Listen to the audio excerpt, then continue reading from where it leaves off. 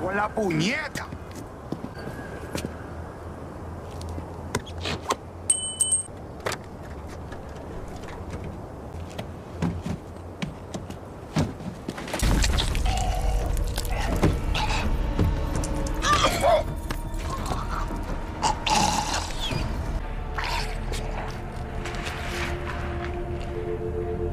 Bleed, bitch.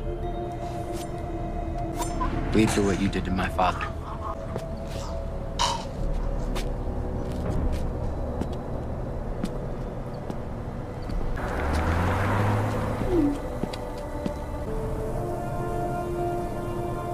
What's good, YouTube? It's your boy DC, and I'm here with a new reaction video to Power Book 2 Ghost Season 3, Episode 5. This is the recap, the mid-season finale recap. Yes, we already at the mid-season finale, and we got 5 more episodes to go. And I'm expecting these next couple of episodes to be straight up crazy. Now, if you're a huge fan of Power like me, and you like the videos I upload and create, make sure you hit that like button, that subscribe button, and turn on your post bell notifications to get notified every time I upload a video. Also, leave your comments and theories down below in the comment box. But overall, episode 5 was straight up fire as usual. Another banger episode. Rest in peace to your boy Lorenzo. Let me start off by saying that. Rest in peace to your boy Lorenzo. Your girl Monet is shiesty. She's shiesty. That's all I gotta say. Monet, you wrong for that. You ain't have to do Lorenzo like that. I understand he took out Zeke, but damn. Rest in peace to your boy Lorenzo, man. Rest in peace to your boy Lorenzo. But if you like this video, make sure you hit that like button, that subscribe button, and leave your comments and theories down below at the bottom. But enough talking. Let's get into this video. Now, the episode starts off with Jenny Sullivan and Monet Tejada. Jenny is questioning Monet about Detective Women's murder. Monet tells her Women has been harassing her and her family ever since he found out Zeke was sleeping with Professor Milgram. She also tells her that Women was stalking her and he vandalized her car. Jenny wants to know how was Monet able to reach her gun in time to shoot Women. Lorenzo overhears this and chimes in and asks why is Monet being treated like a suspect when she's the victim. Monet ends up telling Jenny that she heard Diana's voice and heard her screaming and went to grab her weapon. As Jenny is leaving out, Davis tells Monet that she is hot now and she needs to watch her back and watch the moves she's making because she never knows who could be watching her. He also warns her to keep her family alibi tight just in case they need to go to court later on down the line. Now we get to the next scene in the classroom with Professor Ben and Rashad Tate, and they're having a discussion with the class about the topic, second chances. Tariq gets a text from Monet asking him to find out where International Guap was at the night Zeke was murdered. Tariq ends up going to Rashad Tate with the information and telling him about it because he knows Jenny and Blanca has been questioning Tate about him and is trying to get information out of him. Tariq tells him he heard on the streets that International Guap was the one that killed Zeke, and it was supposedly in retaliation for all the GTG murders. After Tariq tells him this, Rashad texts Jenny letting her know that he got some information she could use. But Tate finds out later on in the episode that Tariq was lying to him about the intel he gave him, and International Guap wasn't the one that killed Zeke. Now we see Kiki and Lucas having a discussion with RJ at Western Holdings about the investment plans they have with the Italian tech company called Navona. RJ is interested in meeting with the company face-to-face to discuss business, and he wants to bring Tariq along with him for the meeting. Lucas doesn't think it would be a good idea for Tariq to be there since he's only an intern, but RJ lets him know that he's the only one in the room that can speak Italian. He also wants to know, how is it that Tariq could be there to be present for his meetings with him, but he can't be there to be present for the meetings with the Italians? Lucas agrees to let Tariq join the meeting. RJ then tells Lucas he only wants to bring the junior team with him to the meeting, and he wants him to stay behind in New York City. Tariq tells RJ he had plans with Effie for the weekend, but he suggests since they are exploring the tech company, Effie should come on a trip with him, since she's an engineering major that specializes in robotics. RJ agrees to let Effie join the trip with him, and they all agree to fly out to Italy later on in the episode to meet up with the Italian tech company to discuss business moving forward. Now, Tariq meets up with Monet, and he tells her that he heard from a reliable source that IG wasn't the one that killed Zeke, and he was in DR the night of Zeke's murder. Monet then pulls up on Kane afterwards and asks him, where did he hear from that International Guap was the one that killed Zeke? Kane tells her that Lorenzo was the one that told him about it, and he suggests whoever attacked Drew was the same one that took out Zeke. He also tells her that it would make sense for the Guaps to kill them, since they had a target on their back for killing all the Guaps. But Kane knows the truth, and knows Lorenzo was the one that killed Zeke, and he's covering up for his dad like he promised. And later on in the episode, he meets up with his dad to inform him that Monet might know something about it. Now, RJ meets up with Tariq, Brayden, Effie, and Kiki at the airport to get ready for their business trip to Milan. Tariq tells RJ that Effie robotics professor mentioned something about Navona in the class discussion that might be useful for him to have during the meeting with him. RJ tells Tariq they'll talk more about it when they take off. Brayden and Kiki is having a conversation about their plans and what they're going to do when they get to Italy. Brayden ends up dropping his phone out of his pocket while he's running to get on the plane. Kiki ends up picking up the phone and sees all the notifications Brayden has from the Crash Coin app depositing transactions into his account. And Brayden, I need you to get it together, bro. You've been slipping up these last couple of episodes, and I don't know what's been going on with you. You've been playing around too much, and I need you to step it up a notch. You was playing around in episode 3 when it was time to take out the Russian Connect. Now you playing around right here by dropping your phone. Like, bro, I understand y'all getting money now, you know. Shit is lit. But I need you to get it together. You've been slipping up these last couple of episodes. I really need you to get it together. Now we see Blanca, Jenny, and Saxe having a conversation about detective women. Jenny is upset at the fact that Monet got away with killing detective women.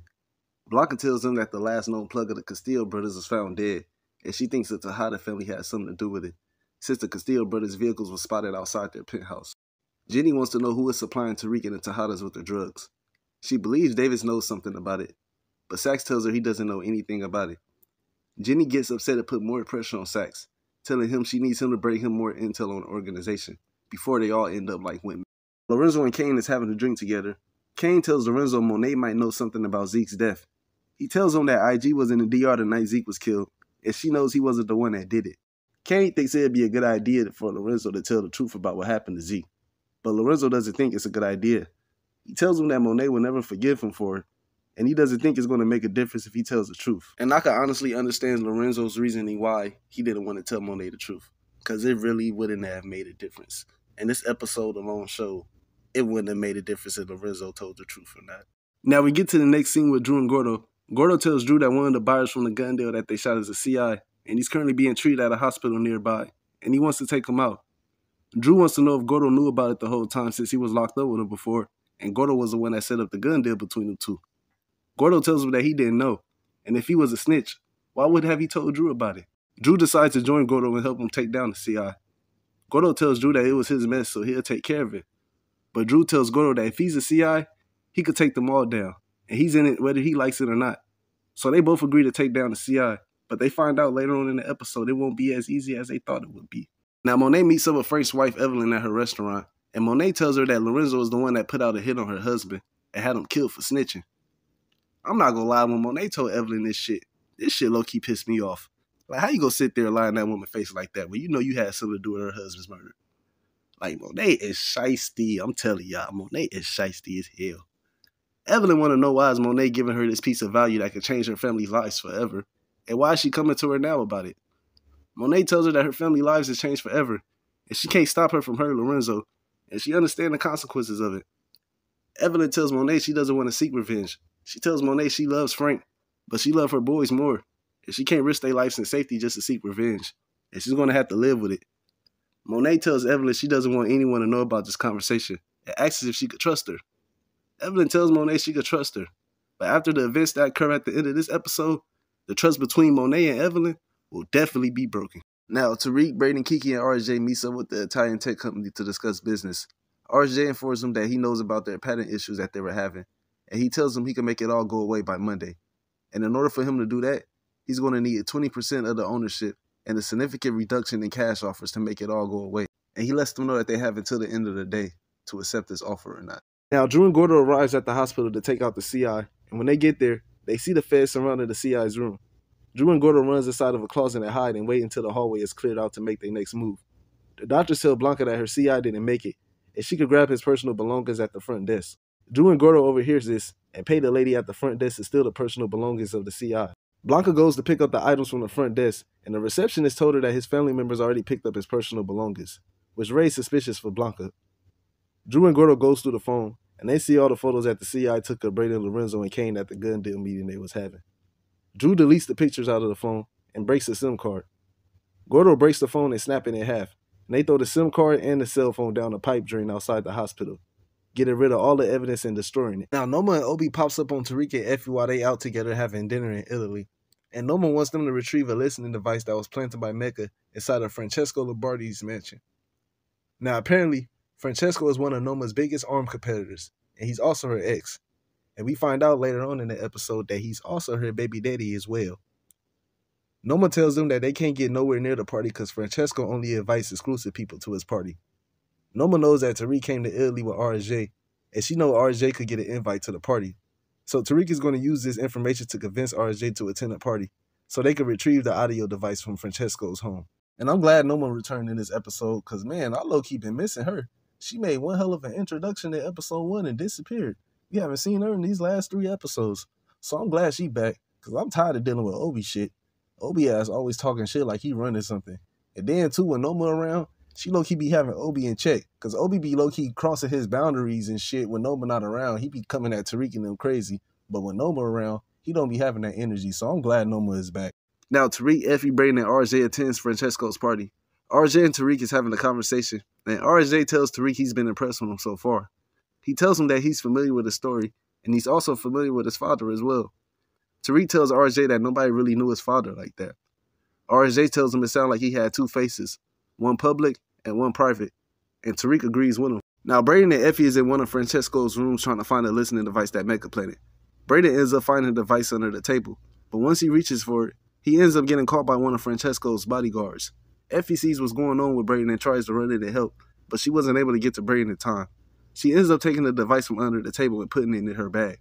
As she's walking out, she ends up getting caught by one of the bodyguards of Francesco's. But she tells the bodyguard she was only looking for Francesco's personal art collection and begins to flirt with him a little bit.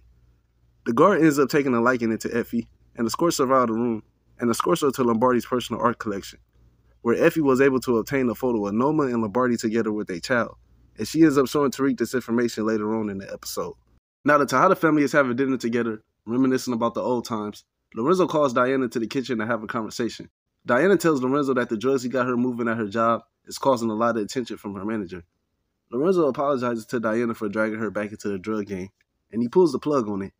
He tells her she doesn't need to worry about selling drugs anymore, and he only wants her to focus on going to school and becoming the first person in the family to graduate from college. Diana is happy when she hears this news, and she thanks her father for allowing her to be her own person and for allowing her to make her own choices in life. Now, Brayden is getting beat up by Francesco's bodyguards, and Francesco wants to know who does he work for and why was he there spying on his library. Brayden tells him he doesn't work for no one, and he was only there for the party. Francesco doesn't believe him. He tells Brayden that he knows all about him and his family, and he knows about him being a drug dealer in New York City as well. He asks Brayden one more time who does he work for, but Brayden refuses to tell him. As this is going on, Kiki knocks on Effie and Tariq's room door looking for Brayden. They tell her Brayden is still at the Lombardi mansion, leaving her to wonder, why is he still there, considering the fact that Effie and Tariq has been back for over an hour.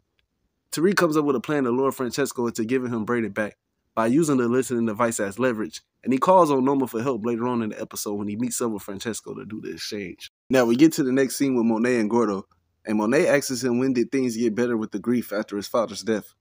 Gordo tells her that he doesn't know, and that the pain and anger is always there, and if he had the chance, he would slit the throat of the person that killed his father. Monet tells him that she would do the same thing for Zeke, and we know later on in the episode, Monet ends up telling Gordo that Lorenzo was the one that killed his father, which fueled Gordo into taking out Lorenzo. Now we get to the next scene with Davis McLean and Cooper Sachs. Sachs tells Davis that he found a constitutional violation in the unredacted Theo Rollins case file from the prosecution misstep, which could help them get Theo out of jail. Davis hears this news and gets excited, and he wants to go visit Theo to give him the good news, and he wants Sachs to tag along with him. As they're leaving out, Sachs notices that Davis is hiding the key under his computer keyboard in his office. Once Sachs saw this, he ends up telling Davis that he'll just stay back at the office so he could file the paperwork. Sachs goes into Davis' office, and he finds Detective Women's stolen police file that was hidden in his desk. Sachs texts Jenny letting her know that Davis has a copy of Women's stolen police file, and he wants to meet up with her. Jenny tells Sachs that she can't meet up right now, leaving Sachs to wonder what is Jenny up to where she can't meet up with him. Now Tariq and Effie meets up with Francesco to get Brayden back. Francesco ends up grabbing up Tariq after he hands him the listening device and asks him who does he work for, and he wants to know if Mecca's still alive. Francesco tells him that if he tells the truth, he'll let Brayden and Effie live. As Francesco is getting ready to pull the trigger, Noma comes out to cut and shoot Francesco in the head and kills the rest of his guards. Noma thanks Tariq for luring Francesco out there so she could kill him, and she tells Tariq now that Francesco is out the way, she could take over his business and move in on his operation, so there would be more work for everybody to move, pulling Tariq, Brayden, and Effie deeper into the drug business with Noma. Now Sachs follows Jenny to Lauren hideout, and he wants to know what is Jenny hiding and why is she moving funny. Jenny tells him that she's not hiding anything, but Sachs knows Jenny is lying. He tells her that he's risking his legal career to go over her theory that Tariq plotted to have Lauren killed, but he knows Tariq didn't do it. Lauren ends up overhearing Saxe telling Jenny that Tariq wasn't involved in her alleged death, and she comes out the house revealing herself to Cooper Saxe. Saxe gets upset once he finds out that Lauren is alive, because he now knows that Jenny has been lying to him the whole time, using him and using Lauren to get what she wants. Saxe tells Lauren that Tariq didn't try to kill her, and he loved her, and he was hurt when he found out that Lauren was dead, allegedly. Lauren now knows Jenny has been lying to her this whole time, and later on in the episode, she meets up with Tariq to get to the bottom of things to figure out what really happened. Now, Tariq and Effie is getting ready to leave Italy, and Effie shows Tariq the photo that she has of Noma and Francesco with their daughter. And Effie believes they could find the child and use it as leverage to get from under Noma's wings and get out of the game for good. Tariq doesn't think it'd be a good idea because he knows Noma is a savage, and if she's willing to take out her child's father, imagine what she's going to do to them if they find out she have her child hostage. So he tells her they need to play it safe and be careful for now. Now Lorenzo comes clean to Monet and he tells the truth about what happened the night Zeke was murdered. Lorenzo tells Monet that he made a horrible mistake and he thought he was shooting at Mecca when he shot Zeke, and he didn't know that it was him.